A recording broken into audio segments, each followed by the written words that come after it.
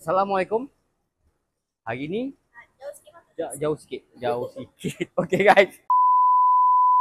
So belakang saya ni saya nak berceritakan tentang Honda City GN2. Kereta ni baru berusia setahun. So ini 2025. So, kereta ni tahun 2024 dan owner Abang Khalid datang daripada Kuala Selangor. Ini kereta pertama. Sabtu ni dia akan hantar BYD pula. Okay. So kereta ni absorber dia lembut. Isu absorber lembut berbuai-buai. Jadi masa Abang Khalid datang, saya pun test, memang rasa kelembutan tu.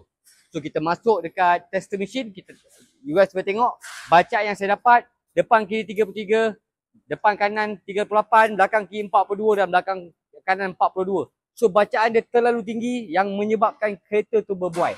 So bila bacaan macam tu, kami pun masuk dekat hoist.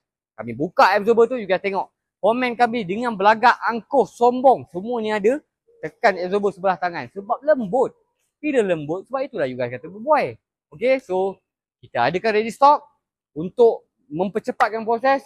So sebelum kita pasang, kami minta foreman kami tekan. You guys boleh tengok tekan setengah maut.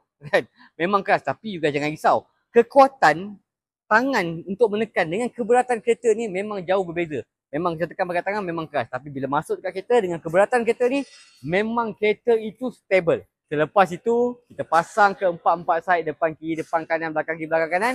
Kemudian kita test dulu sebelum kita masuk dekat tester machine. So, selepas kita test, kita masuk dekat tester machine. Dan lepas test tu memang sedap. Memang tak berbuai, memang firm. So bila kita masuk, you guys boleh tengok depan kiri 15, depan kanan 16, belakang kiri 15, belakang kanan 16. Semuanya di bawah 20. Di situlah kestabilan dan comfortnya sebuah kereta. So itulah dia cerita untuk Honda City GN2 yang dapat saya ceritakan untuk hari ini. So guys, kepada you guys kat luar sana yang menggunakan Honda City, ada masalah berbuai, ada masalah buji, masuk dekat link bio saya ataupun kat bawah ni dekat skrin ni ada nombor saya. Boleh roger saya direct, insyaAllah kita settlekan.